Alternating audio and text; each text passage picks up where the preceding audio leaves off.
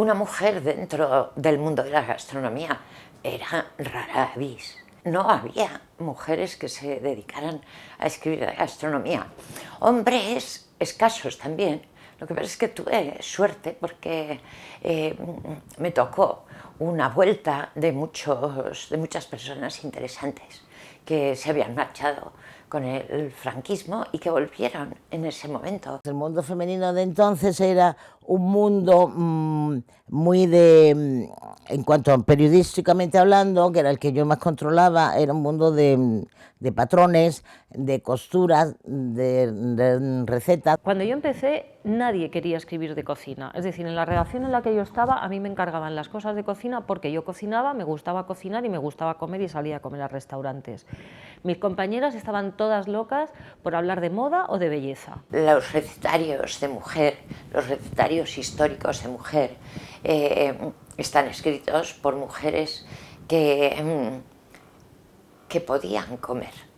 Simón Ortega es un referente en la cocina española de todas las casas. El 1080 en realidad fue una idea de mi padre.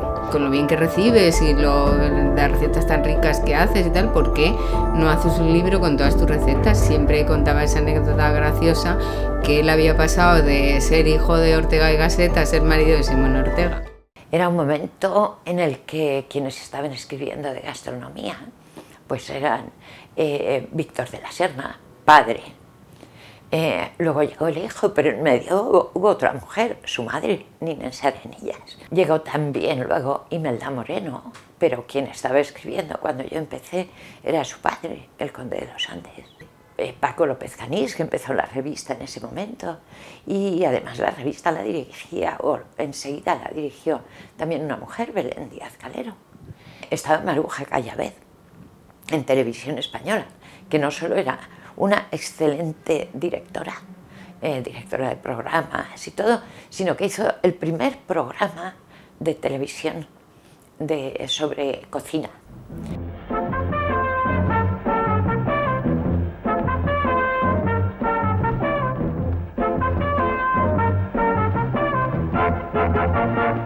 Esa cocina elemental y sencilla que me encontré en los primeros tiempos de la televisión, en que los guisos tenían preferencia sobre los fritos, donde las amas de casa tenían la necesidad de lucirse en la cocina.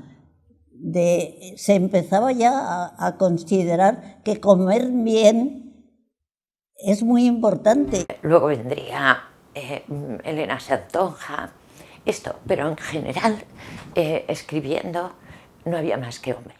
Siempre que vuelves a casa, me pillas en la cocina, empadurnada de harina, con las manos en la masa.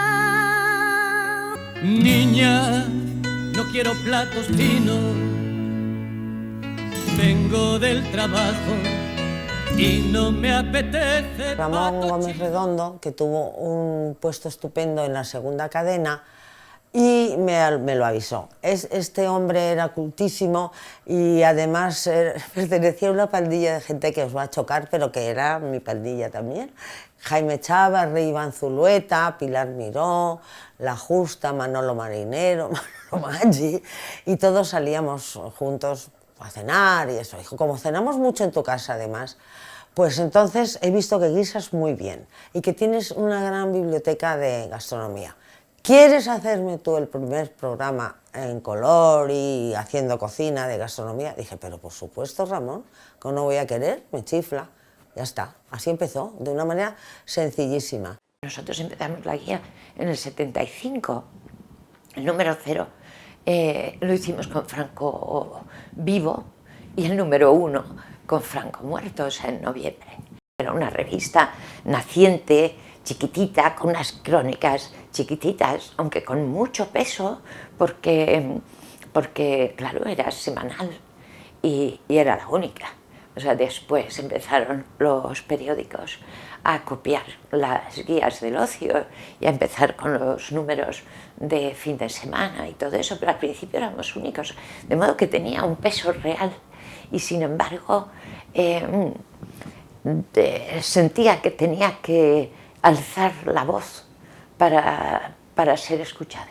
Yo empecé de periodista a finales de los años 70, cuando nació el país, cuando ya surgió la democracia, y me dediqué a la gastronomía, especialmente al vino, pues porque lo llevaba en la sangre.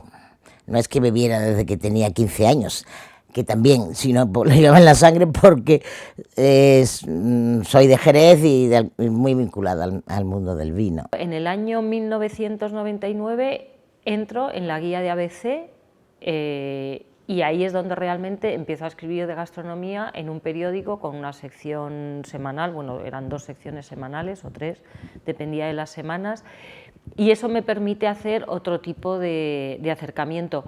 Empieza esa década que yo creo que es prodigiosa de los años 2000, bueno, pues empieza todo el fenómeno del bullying y entonces a partir de ahí todo empieza a complicarse y surgen oportunidades y luego también empiezan a surgir problemas, porque luego, claro, esto desemboca en la era digital. Y ahí llega un poco la muerte del periodismo, tal y como, bueno, pues como yo lo entendía, como yo lo estudié, yo lo he contado muchas veces. A mí en la facultad me dijeron que iba a hacer muchas cosas, que la tecnología me iba a traer muchas novedades, pero jamás me dijeron que iba a escribir en un teléfono.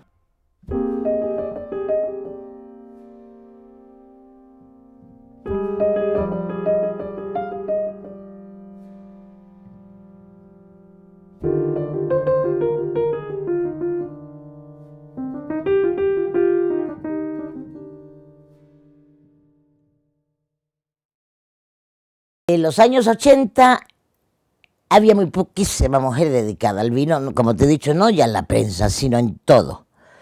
Al menos yo no las encontraba, porque en aquellos años yo decidí hacer un artículo que entonces tenía mucha importancia, que era la mujer y el vino. Ahora no tendría ninguna, y además sería una tontuna, ¿no? Pero sí, en esos años era muy importante y me costó muchísimo trabajo encontrar mujeres que tuvieran que ver con el vino de una manera directa. Todavía no había terminado del todo la carrera y tuve mis dudas entre el mundo del vino y el del perfume. Me tuve que examinar en Lyon, en el Instituto del Perfume, y en Burdeos, en el Gran Instituto de Enología, hoy Universidad de Enología. Entonces me examiné en los dos y me aceptaron. Les chocaba porque entonces en el Instituto de Enología todos estos grandes chateaux tenían una hija, los chicos iban a llevar la bodega directamente y las hijas hacían enología para tener una información y para ver, sin saber demasiado, el encaje que les iban a dar. Yo me fui a Barcelona a estudiar y yo no quería volver para hacer vino, esto era muy duro y no me interesaba para nada, ¿no? Hasta que un día me di cuenta de que corría vino por mis venas, de que estaba enamoradísima del mundo del vino y que tenía que volver, que eso era una necesidad, ¿no? Yo llego primero a España porque el propietario de la bodega Palacio de Arganza del Bierzo va a Burdeos a buscar al profesor Peinó. Le dice, yo quiero cambiar el estilo de mis vinos y quiero que venga usted. Y le dice, no, porque en este momento tengo muchos asesoramientos entre Argentina, Chile y España y no puedo, pero tengo una alumna que incluso puede que aceptara quedarse como enóloga. Entonces yo me voy al Bierzo y me encuentro con que tengo que llevar todo en la bodega, elaboración, comercio interior, exportación con un enólogo de la zona. Yo cuando volví empecé a trabajar en Martinet con mi padre, pero mi padre estaba haciendo también otras asesorías y bueno, decidí que yo tomaba las riendas porque él me dejó, ¿no? Y estuve 4 años. Pero durante ese tiempo yo estaba en Priorat, yo iba madurando más y más, iba concentrando más y más los vinos, eran los años 90, y paralelamente bebía vinos con la forma borgoña de la botella, ¿no? Y compartía esos vinos con la gente de mi generación.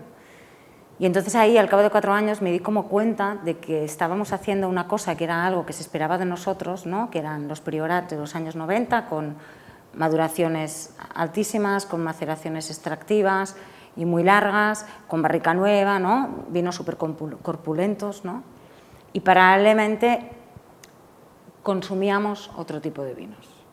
Y entonces decidí que, bueno, que era mi momento, ¿no? y que yo quería hacer lo que a mí me gustaba. Y empecé el proyecto de Venus. Y ese fue un inicio como muy personal porque no era lo que ese momento el mercado estaba pidiendo, ¿no? Pero era esa manera de buscar en ese lugar donde creo que las mujeres hemos buscado siempre, y es donde no hay expectativa, ¿no? Donde no hay expectativa, donde nadie espera nada de ti, ahí puedes tirar. Porque no tienes a nadie, esa presión alrededor, que te está mirando y te está diciendo, bueno, ¿no? Eso se hace de esta manera, ¿no? Me decías antes, presidenta de un consejo regulador. No existía, yo fui la primera mujer en el mundo. Entonces, cuando me lo vinieron a proponer el sector, porque fue el propio sector el que vino y nos dijo, 3 bodegueros, me acuerdo, nos gustaría que usted fuera presidenta del consejo, en ningún momento pensé en decir que no, porque no sabía que no hubiera antecedentes. Isabel Mijares llega a mi tierra, a mi primera tierra, que es La Mancha, a ser la presidenta de la denominación de origen Valdepeñas, que era una gran denominación de origen, una cosa importantísima.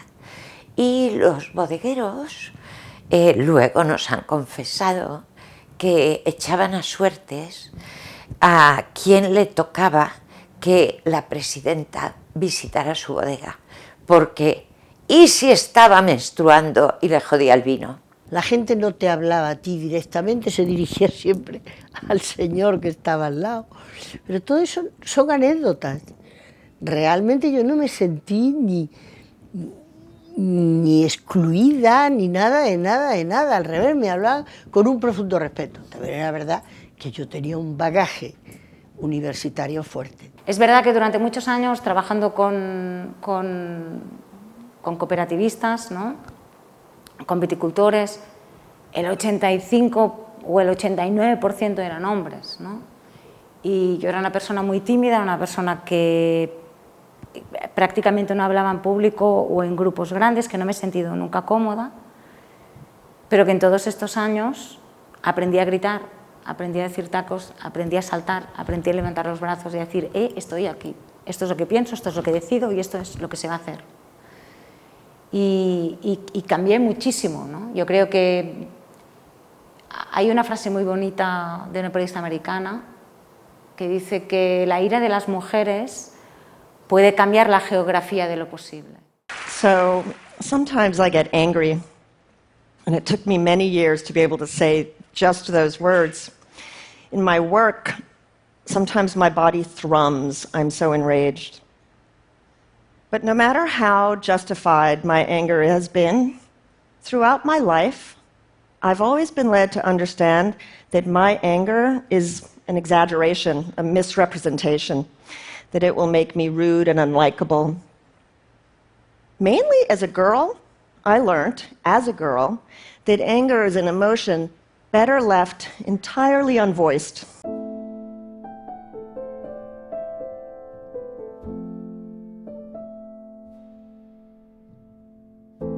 Cuando estudiaba hostelería y turismo, bajaba en el autobús por toda la Castellana y a la altura de Neptuno me quedaba mirando entre el cristal del autobús y el Ritz y pensaba, ¿quién será el sommelier del Hotel Ritz? Efectivamente fui la primera mujer sommelier de un restaurante de 5 estrellas gran lujo en España. Creo que abrí muchas puertas a muchas mujeres y sobre todo al pensar que podemos. Podemos, no es fácil, pero podemos. Sí es cierto que había mujeres en el mundo del periodismo dedicadas al mundo del vino, habría enólogas seguramente. Lo que pasa es que el mundo del vino con las mujeres era un poco tabú. Normalmente cuando piensas un sommelier en un restaurante piensas directamente la imagen de un hombre de cierta edad, sobrio, serio y pues lógicamente ofreciéndote el vino y dándote el servicio. ¿Qué pasó? Pues que lógicamente la clientela del Hotel Ritz es una clientela, o fue una clientela, siempre ha sido, todo va cambiando, todo va ahora, es una clientela mucho más joven, pero con un estatus, una posición más vertical en cuanto a modas y a política y todos los entornos.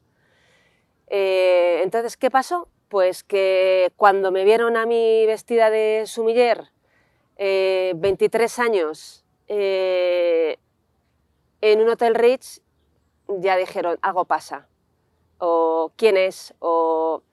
Entonces, muchas veces me miraban de arriba a abajo, subían la cabeza, y yo creo que pensaban, una mujer sommelier. No era normal ver a una mujer sommelier. Cuando yo empezaba en el mundo del vino y a tratar con los clientes como sommelier, pues sí, yo iba a una mesa y que van a fumar puros, y me miraban y me decían, que venga el señor, ¿no? El señor era mi jefe. Yo les decía, bueno, y me iba a buscar a mi jefe, te llaman. Entonces él llegaba y decía, dígame, ¿no? Que queríamos unos puros. Si es de puros tienen que hablar con ella, porque yo no sé de puros. A lo mejor hay gente que se ofende por la extrañeza. Yo no me ofendo por la extrañeza. Pues es que si me paro a pensarlo verdaderamente, estaba ocupando un puesto que antes lo habían ocupado los chicos y que no era habitual oír hablar a una chica de vinos, de whiskies, de puros. Pues el primer escalón, pues un poquito me lo encontré con mi propio padre, ¿no? Que me dijo, pero bueno, hija, ¿cómo te vas a dedicar a un mundo de hombres? La hostelería es un mundo de hombres, el mundo del vino es... Y yo le dije, mira, papá, a mí me gusta, yo he visto a los sommeliers trabajando y creo que es muy bonito, es mundo, porque el vino no es solo vino, no es beber, no es emborracharte, es cultura, es viajar, es tener amigos, es disfrutar alrededor de una mesa, ¿no? Y compartir una conversación, ¿no? A mí me han hecho algunas preguntas de vinos como para saber si realmente estaba ahí porque era joven, 23 años y... Vamos, a ver si me habían regalado el puesto. A mí nadie me ha regalado el puesto. Yo creo que las personas que estamos ocupando hoy en día un puesto importante, yo creo que no nos lo han regalado. No, tampoco ha sido fácil llegar hasta ese nivel, ¿no? Yo nunca sentí que yo estuviese en ningún sitio trabajando de la alta hostelería de Madrid por ser más guapa o más fea o alta o baja, simplemente por conocimientos. Cierto es que hubo un momento en el que tenía el síndrome del impostor.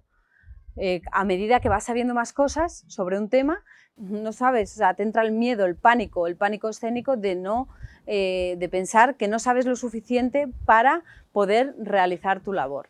Y esa es la exigencia que tenemos las personas que nos gustan las cosas bien hechas.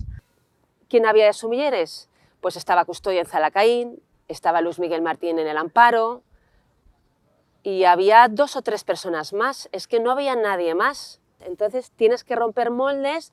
No digo que lo haya hecho yo, pero yo creo que entre todas las personas, mujeres que hemos estado metiéndonos en el mundo del vino, en el mundo de la hostelería y sobre todo de la alta hostelería, yo creo que hemos roto unos moldes y hemos facilitado las puertas a otras personas que yo creo que la han podido encontrar un poco más fácil. Realmente no creo que yo piense de una manera diferente a la de un hombre. No, creo que la perspectiva es la misma. Al fin y al cabo lo que hacemos es conocer los vinos, catar los vinos, conocer la historia de los vinos, de las bodegas y saber comunicarlo. Yo creo que eso o lo haces bien o lo haces mal, independientemente de que seas un hombre o una mujer. Algunas veces pues, te encontrabas con propios compañeros pues, que no admitían que hubiese mujeres. Bueno, yo tengo mis propias experiencias y la verdad que es muy triste. Lo único que yo tengo que decir en ese aspecto es que al final lo que tiene la gente, seas hombre o mujer, en este caso eran hombres, lo que tenían era miedo. Es decir, el varón se siente con una enorme necesidad de proteger y en vista de eso considera que la mujer necesita estar protegida en todo. Desde tomar el café con más azúcar, tomar los vinos dulces, que le gusten las cosas más suaves. Y no se da cuenta que en nuestro carácter es todo lo contrario, porque mujer y reto va unido.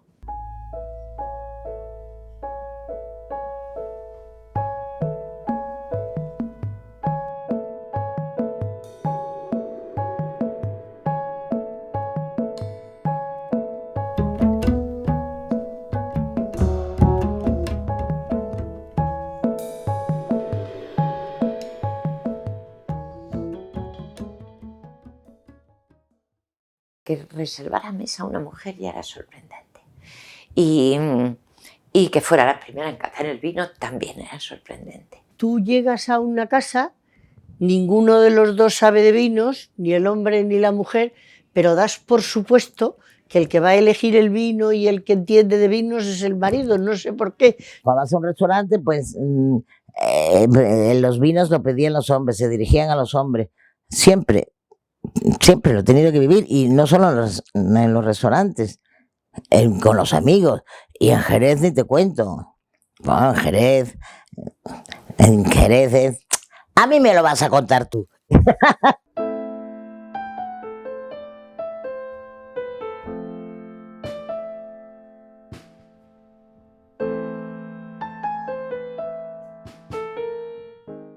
Como mujer nunca me di cuenta de que no tenía las mismas oportunidades que el resto, ¿no?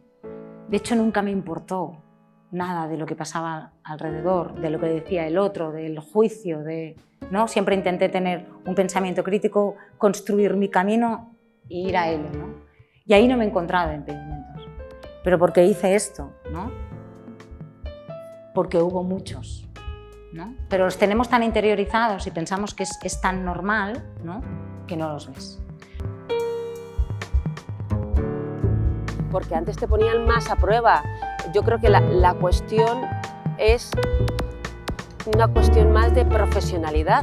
No es cuestión de sexo, ni de que seas más guapa, más fea, más alta, más delgada, o porque puedas caer mejor o puedas caer peor.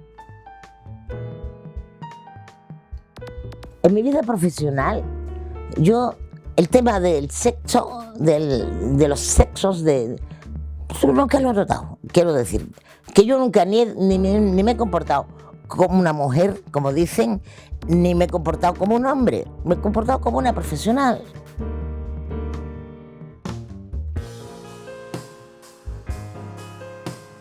Nosotras no tenemos que masculinizar nada, no tenemos que masculinizar ni las profesiones, ni la forma de ver la vida, ni nada. Las mujeres somos mujeres y tenemos unos talentos y unas aptitudes que ellos no las van a tener, igual que yo no voy a tener aptitudes que tiene un hombre. La viña tiene una dificultad tremenda, nace, crece, llora cuando la han podado por sus heridas, da frutos, se siente satisfecha cuando los ha dado. Es enormemente sufrida, se adapta al medio ambiente. La viña es mujer, porque la mujer es eso en el mundo, en la sociedad y en el rol que le ha tocado vivir.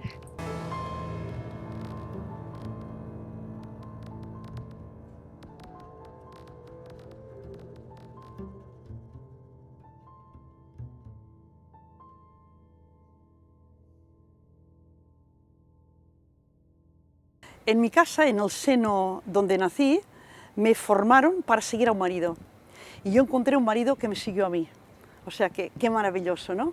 Un hombre que siempre me empujó. Yo hubiera sido tan feliz quedándome en la cocina y que él hubiera sido pues la cabeza visible, el comunicador. Y en cambio él nunca quiso ser el comunicador, siempre me empujó porque siempre ha querido que de un restaurante el alma, el motor es la cocina. Yo tengo muy claro que él solo no lo habría conseguido, yo sola tampoco. Yo crecí aquí, me educaron totalmente en la igualdad, claro. Mi madre trabajando en un restaurante, mi abuela cocinera, la tía, todo camareras en el Arzac. Entonces, Antes eran el 75-80% eran mujeres, ahora somos alrededor de un 70% mujeres de mando. Entonces yo crecí pensando que eso era lo normal, que no había ningún problema. Iba a hacer una crítica de un restaurante y estaba en la mesa y desde la mesa se veía allí a lo lejos, igual que antes, una cara de mujer que se asomaba desde la cocina. Esa cara de mujer que nunca habías visto. Lo que pasa es que en ese momento el chef que estaba ya paseando por entre las mesas ya la lucía allá en lontananza. Mi madre es la que todo me ha enseñado, pero quien estaba en la sala era ellos. Las mujeres siempre han cocinado para dar de comer a la gente y los hombres cocinan para el éxito. Primero, el País Vasco es un matriarcado donde la mujer siempre ha tenido mucha fuerza. Segundo, antes la mujer, aunque se dedicaba a la hostelería, también cuidaba a la vez a los niños en el restaurante, a la familia. Entonces, porque antes muchas más mujeres tenían niños que ahora, la mayoría, ¿no? Entonces, el que daba la cara era el hombre, pero la que trabajaba en la cocina, sobre todo, y cuidaba a la familia era la mujer. Pero socialmente el que daba la cara era el hombre porque estaba un poco menos ocupado, ¿no? Gastroandere surge porque teníamos inquietud, veíamos que la mayoría de los nombres que salían dentro de la gastronomía eran de hombres y decíamos, ¿y las mujeres? Si son la base de la cultura y de la cocina vasca.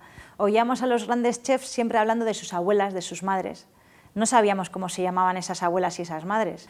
Y pensábamos que es importante saber el nombre y apellidos para ponerlos en una historia para que se sepan y para que se conozcan. Y sobre todo porque para las futuras generaciones tengan sus referentes. Cuando surgió la nueva cocina vasca, sobre todo la mayoría eran hombres. ¿Por qué? Porque eran los que se habían formado y los que daban la cara, los que habían ido a escuelas, porque antes la mujer no se formaba tanto como ahora, ¿no? En el 76 empieza la nueva cocina vasca. De los 13 magníficos había una mujer. De las pocas mujeres que había era Tatusa Fombellida, que vale por 1000. O sea, es una mujer que aparte dentro de su sencillez, su tranquilidad que transmite, ama su profesión y eso lo ha transmitido. Ella hizo cátedra sobre todo en el tema de la sala y cocina, pero sobre todo en el tema de la sala y todo el mundo enseñó mucho a la gente y es algo que se lo tenemos que agradecer. Siempre ha habido mujeres en el mundo de la gastronomía, siempre. Ha habido grandes cocineras, sin embargo, muchas veces se ha hecho público más los grandes cocineros. Es injusto, pero las hay, las ha habido hace muchísimos años. Somos una generación de mujeres luchadoras que tuvieron que hacerse un hueco en un mundo exclusivamente hecho de hombres. Espero que, aunque de forma pequeña, hayamos dejado la huella y el ejemplo a las nuevas mujeres hosteleras que tendrán que seguir luchando. Marchan 2, media de onda con media de verde, le siguen 2 medias de carabinero, le siguen 2 medias de changurro, le sigue media de chipitlanza con media metresca y termina, media de... En aquellos años la cocina no estaba profesionalizada para nadie, ni para hombres ni para mujeres. Y eso no era una profesión, era un oficio. Antes eras una cocinera, o sea, y era más un poquito despectivo. Pues además en hostelería era como despectivo, lo mismo trabajaras en cocina, en sala, en todos los... porque no estaba bien visto. Hombre, a día de hoy todavía tenemos el título de insalubres. La hostelería tenemos el título de insalubres, o sea, fíjate qué nivel. Yo misma, cuando yo tenía 20 años, yo no quería ser cocinera, me parecía una cosa cutre. A mí me costó 6 años decirle a mi madre que era cocinera, porque era, ¿para qué haces una carrera y te metes a un trabajo que no está valorado? Ser cocinero está valorado desde hace 10 años. Porque hoy en día la cocina está completamente profesionalizada y uno ya dirige sus pasos a ser cocinera si quiere ser cocinera. Yo creo que desde siempre quise ser cocinera, pero en mi casa me decían, pero cocinera para los fines de semana. te vas a hacer un curso de cocina no sé dónde, pero es un trabajo duro, pues lo típico, ¿no? Pero al final, a escondidas un poquito, dejé la carrera y me matriculé en la Escuela de Cocina de Valencia. El primer día que empecé en la escuela de cocina, mi profesor me puso cara de ¿tú estás segura de lo que estás haciendo? ¿Dejas tu carrera de odontología por ser cocinera? Mujer, me dijo, me dijo que me iba a ser muy difícil. Es que es verdad que nos hacen la vida más difícil, pero también es verdad que no hemos aprendido a defendernos. Defendemos el respeto por el producto, el respeto por los staff, el respeto por el respetable público. Defendemos el valor femenino en la gastronomía. El futuro de la gastronomía está en manos de cada uno de nosotros.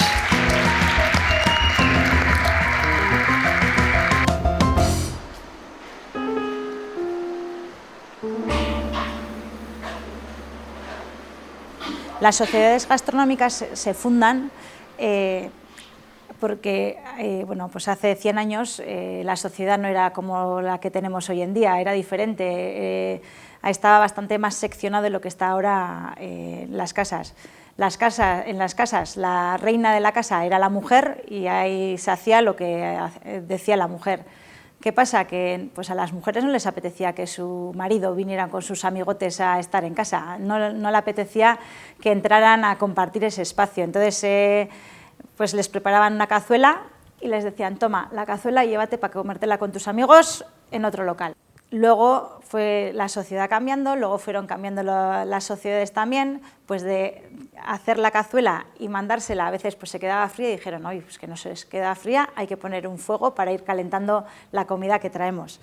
Entonces pues empezaron a poner fuegos, luego ya veían que necesitaban alguien para limpiar, o casualidad, las que entraban a limpiar a la sociedad, que no podían entrar mujeres, pero sí la de la limpieza. Ahí empezó la mujer a entrar en las sociedades gastronómicas. No entiendo que a día de hoy siga habiendo sociedades gastronómicas de solo hombres. Sobre eso he preguntado mucho a mi madre, he preguntado mucho a señoras que ya tenían cierta edad para poder entender por qué ellas no son parte de una sociedad gastronómica.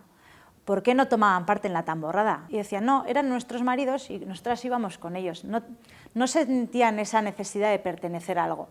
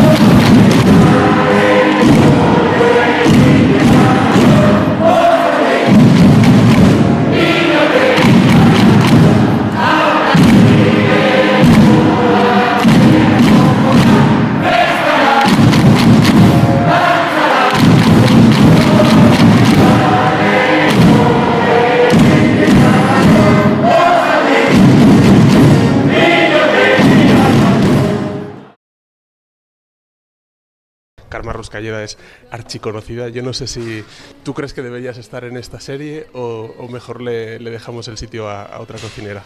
Mira, me place muchísimo que pongas foco de atención a las mujeres. No es poesía que haya mujeres en la gastronomía, están ahí, con historias potentes. Y a veces la sociedad no piensa en femenino cuando busca un restaurante. Y estamos ofreciendo, pues evidentemente, un trabajo competente con el de ellos. Ya que estamos hablando de este tema, pensaba dejarlo para un poco más adelante, pero te lo voy a preguntar directamente. Tengo mucho interés en saber si te costó mucho tomar la decisión de rechazar ese premio de la lista 50 Best a la mejor mujer cocinera. Cuando se presenta el premio de la revista Restaurants, de los 50 Best, ¿no? Y me proponen ese premio sacado del contexto de la lista. Yo no tuve la conciencia que rechazaba un premio, yo tuve la conciencia que protestaba de realmente un acto de discriminación positiva. ¿Cómo pueden ser capaces de realizar una lista moderna, buscando lo más interesante del mundo, donde el mundo es de los hombres y de las mujeres, y detrás hay hombres y mujeres en todos los equipos? ¿Por qué me sacas de contexto las mujeres. Es que no estamos realizando el trabajo con la misma calidad, con la misma. Me carteé mucho con ellos, estuvimos dialogando mucho y les dije, ¿es que el año que viene van a sacar de contexto los cocineros de color? Sería lo mismo. Y aquí sería como una discriminación que todo el mundo protestaría. Y sacar de contexto a una mujer es el mismo agravio. Respeto mucho la decisión que tuvo Karma. Yo en mi caso lo vi como un premio más a mi carrera, ya que he vivido en una situación donde he recibido muchos premios, algunos de mujeres, otros mixtos, entonces yo lo vi como un reconocimiento a mi carrera y a mi profesión, ¿no?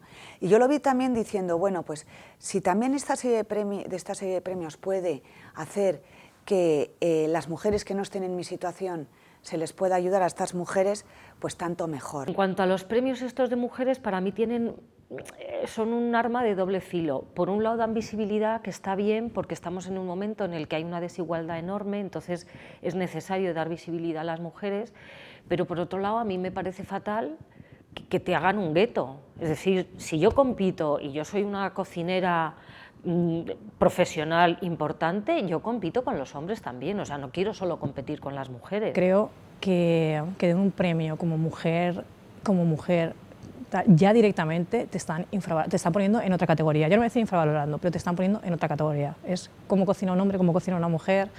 Eso es una profesión, no hay al mejor médico, mejor médica, mejor periodista. Es un absurdo. Pero lo que más me molesta es mujeres que se declaran súper feministas, hasta no sé qué, y van y lo cogen. Entiendo que la pasta que te reporta es muy complicado negarse a ella. Pero bueno, luego está la antifama, ¿sabes? A lo mejor negarte a lo mejor te da una popularidad que te facilita otro tipo de contratos, no lo sé. Y evidentemente yo sabía que me exponía a que me borraran de su lista, no me importa, volvería a protestar. Yo creo que las mujeres no debemos conformarnos con que nos den esa visibilidad sacadas de una lista donde estamos haciendo un trabajo con la misma calidad. The Geo World Class Competition para España 2016 es Adriana Chía. Yo en aquel momento tampoco me lo tomé como soy la única mujer y tengo que competir contra solo hombres. Al final no eran todo hombres, sino que éramos dos mujeres. Al final siempre se da premio masculino y premio femenino. Creo que deberían eliminar eso y juntarlo todo, porque no vale más un hombre o una mujer. Creo que no debo tener ninguna ventaja por ser mujer.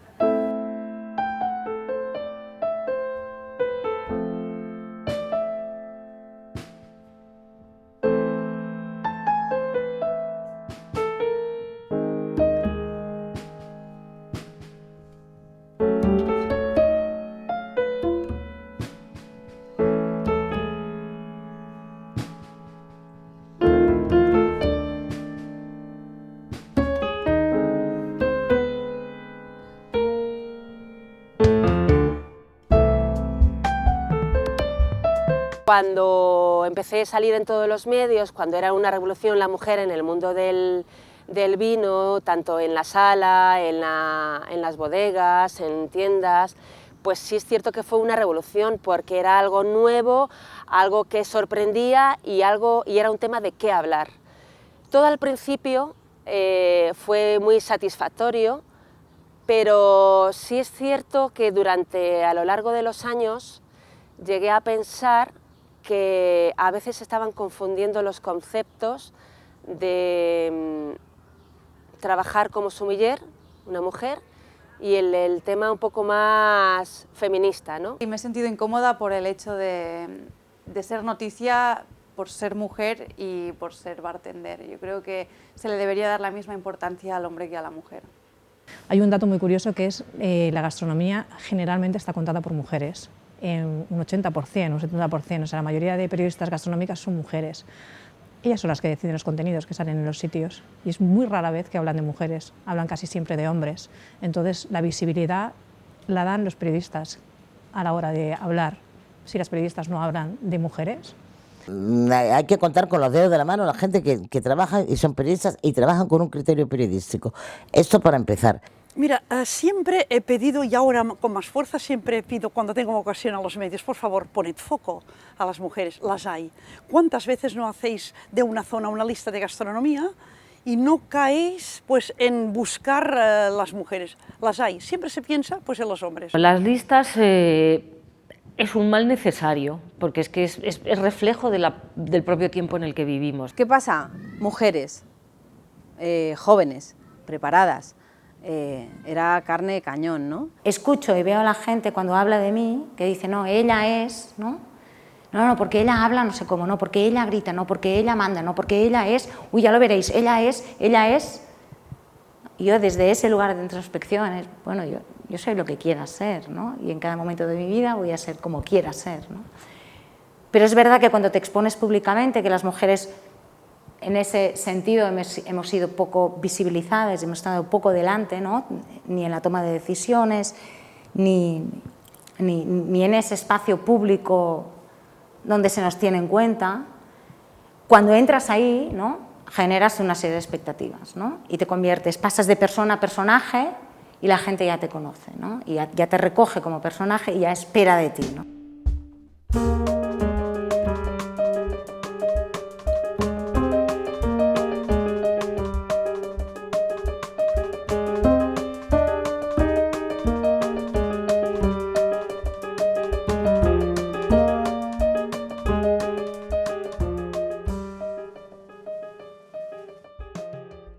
El tema de las estrellas Michelin es complejo porque al final las estrellas también reflejan la situación del sector.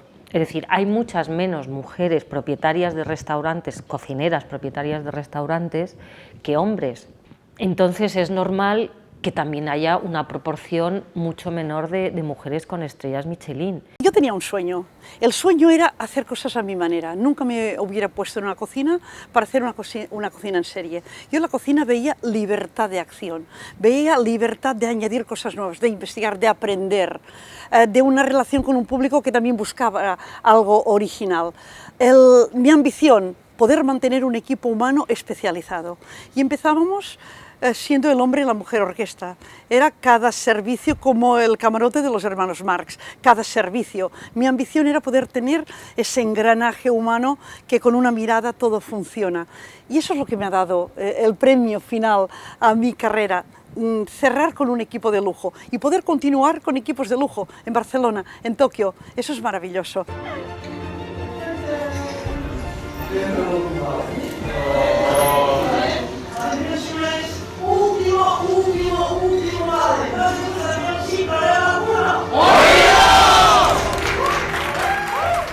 Restaurante Arzac, Elena Arzac. 3 estrellas Michelin.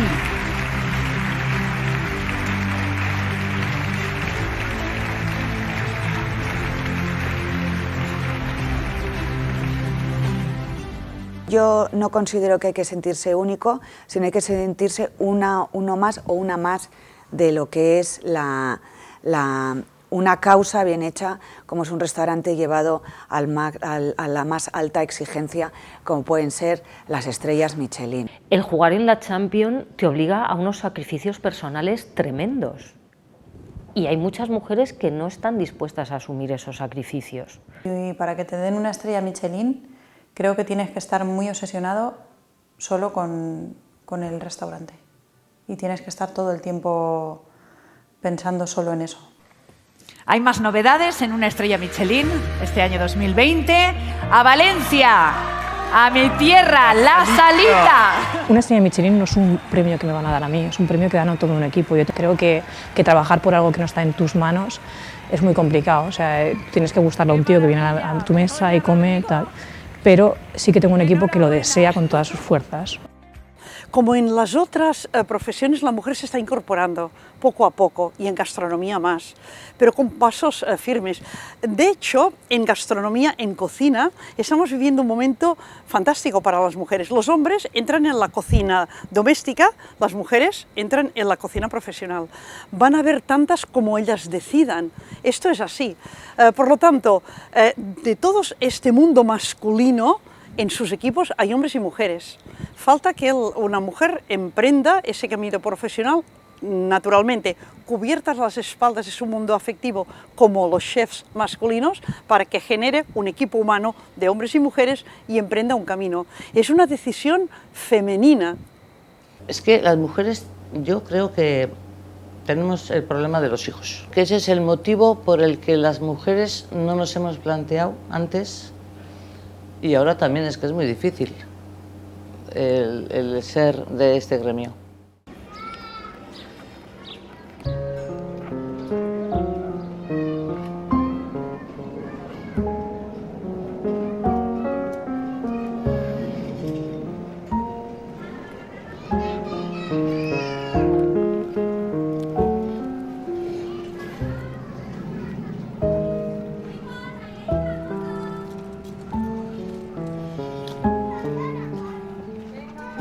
Yo he sido una madre como fue mi madre y como fue la madre de mi madre. Mujeres activas, trabajando a tope, cuidando del negocio, cuidando de los mayores, cuidando de los niños, sin renunciar a ser madre, sin renunciar a un trabajo profesional. Y he montado mi vida como la montarán ellos. Mis niños tienen memoria de estar ayudando y jugando con cosas que servían para el trabajo. Me los he llevado a todas partes. Al trabajo me los he llevado si he tenido un momento de libertad y lúdico. Yo creo que he practicado esa incorporación de los niños a mi vida, y mi vida es trabajo y poco asueto. Por lo tanto, han tenido poco asueto, pero me los he llevado siempre. Yo soy hija de hosteleros, nieta de hosteleros y de hosteleras, ¿no? Entonces, cuando tú estás en una familia que se dedica a la gastronomía y tiene un restaurante, aprendes muchos trucos, ¿no? No es fácil, porque compaginar cualquier trabajo con la maternidad o la paternidad es complicado.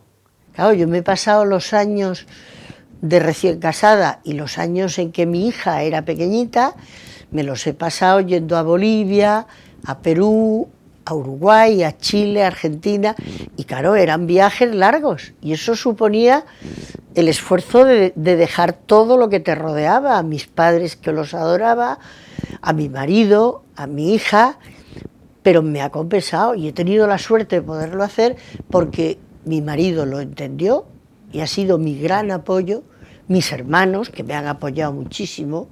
Yo me quedo embarazada, decido formar una familia y cambia mi vida, ¿no? Porque al final, aunque no lo queramos reconocer, la mujer siempre tiende a reinventarse, ¿no? Entonces, había llegado a lo más alto, tenía espacio en Canal Cocina, la prensa escrita, mi trabajo como sumiller, que me sentía súper bien pagada, muy cómoda porque me ayudaban, ¿no?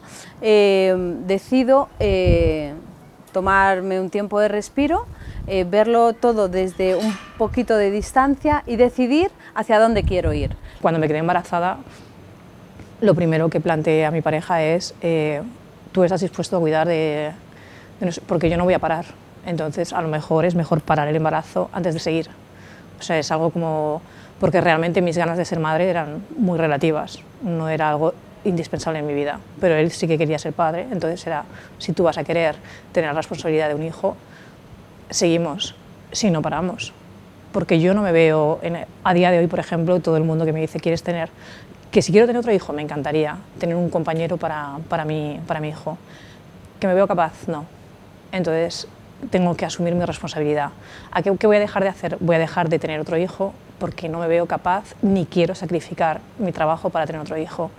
Desde que mitad del embarazo o así, pues contraté a otra persona más, porque yo sabía que yo no iba a poder estar el mismo tiempo que antes, porque mi bebé me necesita y porque yo quiero estar con mi bebé y ya está, es así. Yo creo que las mujeres ahí tenemos un sentido de, quizás un sentido primitivo, ¿no? Como de clan, como de que lo dejas todo, o la mayoría lo dejamos todo por los hijos, y te lo digo yo, que me he considerado siempre una madre desnaturalizada, porque a mí no me gustan los niños, yo no quería tener hijos, los tuve, soy feliz, los quiero con el alma, con locura, ahora es lo mejor que me ha pasado en mi vida, pero para mí supusieron un parón importante de años de trabajo en el que yo fui a medio gas. Yo pienso que lo más difícil es la conciliación familiar, porque nosotras Cuando eres madre, pues quieres estar más con tu bebé, es así, es por naturaleza, es así. Cuando llegas a casa y ves a tu hijo, te entran ganas de dejarlo todo y quedarte para siempre con él, pero también es cierto que una parte de mí también tenía ganas de volver a activarse y volver a trabajar y poner en marcha más proyectos, porque al final tu cabeza no para de pensar y de crear y estaba pensando en todo el tiempo en quiero hacer esto, quiero hacer lo otro, pero no podía por estar por el bebé. O sea, un hombre se va a trabajar más tranquilo, yo creo que cierra el chip y se va a su actividad y le ha dado el besito al bebé que está tal, pero la mujer, como hacemos varias cosas a la vez, pues te vas pensando en el niño que se ha quedado con los ojos llorosos, en si le van a tratar bien las personas que le has dejado al cuidado.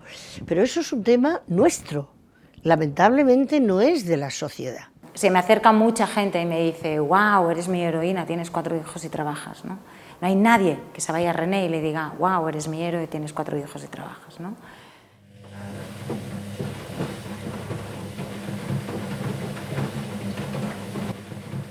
El 73% de los contratos a tiempo parcial son firmados por mujeres.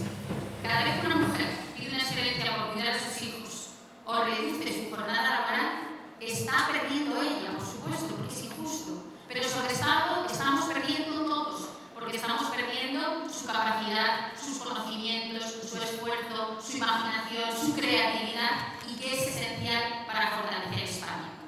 Pues para eso hemos convocado, para hablar de gastronomía, la mezclamos con igualdad, mezclamos bien, y nace Gastronomía es Femenino. En este momento hay un movimiento de mujeres en la gastronomía muy activo, muy vivo y que me produce mucho entusiasmo. Lo que ha hecho Sonia Galimberti creando Amavi, creando una asociación de mujeres del vino, que pues puede parecer que es sumarse al carro, pero no. Es verdaderamente abrir los ojos de todas las demás. En el ámbito de la gastronomía yo viví el nacimiento de la Asociación Mujeres en Gastronomía, que fue un momento súper ilusionante porque hubo ahí un momento en el que todas nos unimos, que intentamos dar visibilidad a todas las mujeres que estamos en este ámbito. La Asociación MEG, Mujeres en Gastronomía, está compuesta por mujeres y hombres y es de ámbito nacional y tiene vocación internacional. Nace para poner en valor el talento diverso donde hombres y mujeres aporten su singularidad y su potencial. Hoy más que nunca necesitamos del talento colectivo para combatir este momento de tanta incertidumbre en el sector. Cuando tuvimos la primera reunión de mujeres, yo era incapaz de dar un discurso de nada porque no me sentía en ningún momento, no empatizaba con lo que estaban hablando, en ningún momento. A día de hoy, en el siglo XXI, con las posibilidades que tenemos, es quién te dice a ti con quién tienes que estar, qué tienes que hacer, a qué te tienes que dedicar, con quién te acuestas, con quién te levantas, que tienes que poner una lavadora, quién te lo dice a ti esto. Es muy complicado el hacer que converjan tantos intereses diferentes y luego siempre hay gente con un afán de protagonismo desmedido. Siempre he huido de capillas femeninas, como huyo y me dan rabia capillas masculinas. El mundo es de los hombres y de las mujeres y por eso es tan interesante. Las apoyo, pero no comulgo con hacer capillas solo femeninas. Y hay luchas pequeñas del día a día que son bastante más productivas que juntarse y asociarse a patalear. Estamos en esa era digital de que vivimos microsegundo a microsegundo y cuando ya ha pasado la imagen ya no existe, ¿no? Y esa mirada a lo físico, ¿no? Y entonces ahí el papel de la mujer ha tomado, ¿no?, esa visión feminista o pseudofeminista, ¿no?, de la presencia de las mujeres. Bueno, pues si estáis en todas partes, ¿no? Y ya está, es el estar en todas partes, ¿no? Y ahí no estoy de acuerdo, ahí no hay ira y ahí no tomamos decisiones, ¿no? Ahí no estamos en la toma de decisiones. Yo recuerdo que me criticaron muchísimo porque dije que yo hacía muchos años que no ponía lavadoras porque poner lavadoras me resultaba caro. Porque mi tiempo vale dinero. prefiero estar haciendo un show cooking o aprendiendo de algo de mi profesión o viajando a ver algo que estar poniendo lavadores en mi casa. Todas las que estábamos allí nos preguntaban a la vez, ¿por qué meto la ropa en la lavadora? Si tengo tantas cosas que hacer, si tengo tanto que escribir, si tengo tantas llamadas que contestar, si tengo tantos amigos a los que ver, ¿por qué?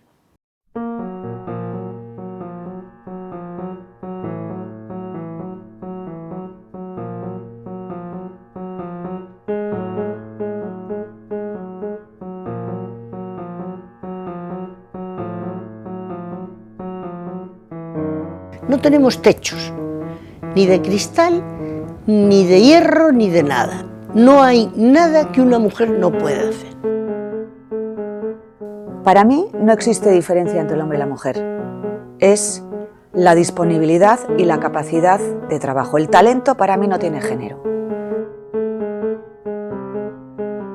Hay una frase de Confucio maravillosa que dice: busca un trabajo que te emocione, que te guste mucho, y no trabajarás ningún otro día de tu vida. Sueño con que en un futuro hayan más mujeres en esta industria, más líderes tanto en restaurantes como en bares, como en general. Al final yo creo que deberían haber muchísimas más mujeres al mando. Entiendo el problema de que una mujer no pueda hacer algo. Por mujer, claro. Si me dices que no puede ser, pero ¿el qué no puede ser? ¿Comparado con un hombre? No lo entiendo.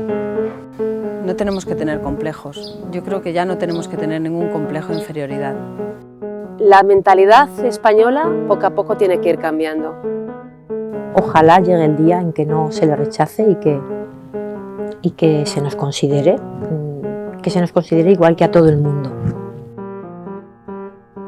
Creo que lo que yo me encontré fue muy duro, fue un camino duro, pero también un camino interesante, novedoso, y el ser mujer me ayudó en muchas cosas. La voz femenina es sumamente necesaria, lo ha sido siempre y tiene que seguir siéndolo.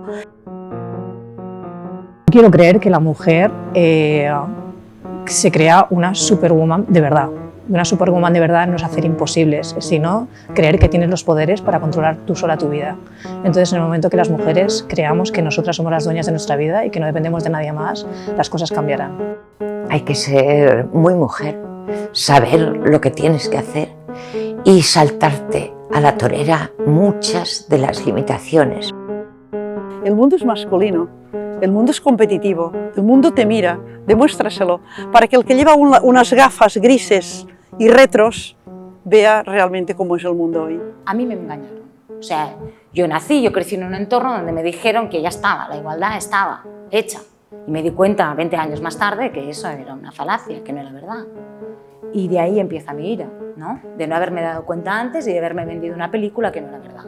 Y hoy en día no hay igualdad. Entonces, desde ese punto de vista, creo que la ira femenina y feminista es absolutamente necesaria para ser capaces de transformar esa geografía de lo posible. Otro mundo es posible.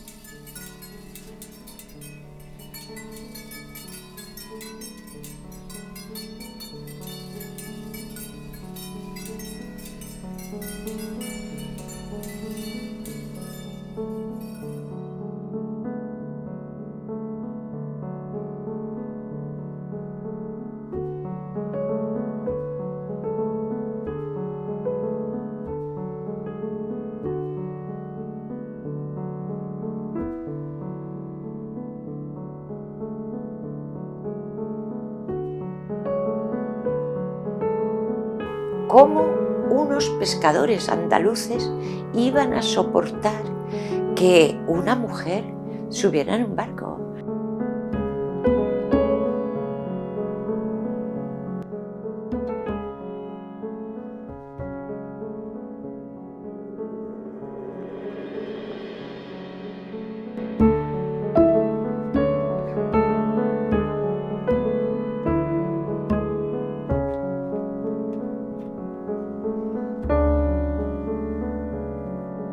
soy madre, soy compañera, soy elaboradora de vinos, soy viticultora. Me gusta reflexionar, me gusta donde vivo, que es el Priorat. Me defino como ecofeminista radical y mi lucha es esta para una educación libre y un mundo mejor.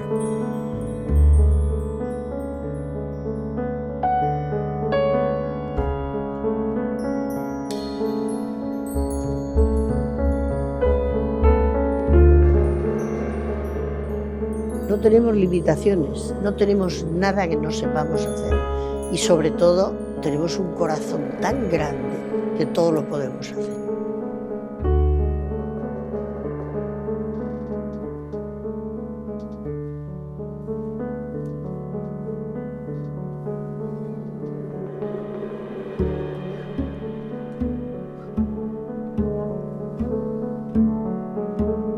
Sé que me van a poner a parir, pero no me importa.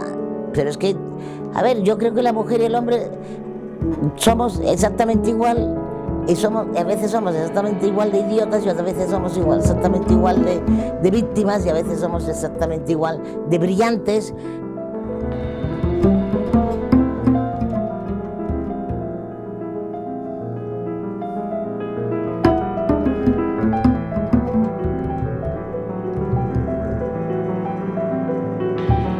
Yo quiero el mismo sueldo que un tío, quiero las mismas oportunidades que un tío, no quiero que se me... No he tenido nunca la sensación de que me traten peor por ser una tía, al contrario, las tías que son... Decían, no, es porque cuando entro en un stasier, yo entro en un stasier, a mí me da igual que sea tío, tía, travesti, es que me da absolutamente igual.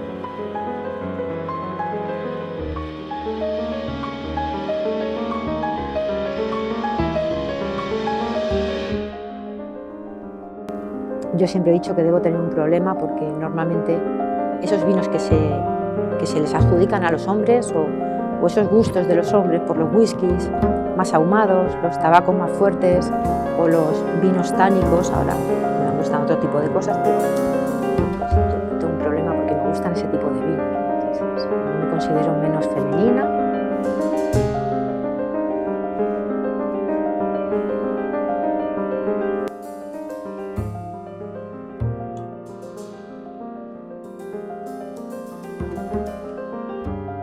Las páginas de crítica gastronómica están en manos de los hombres.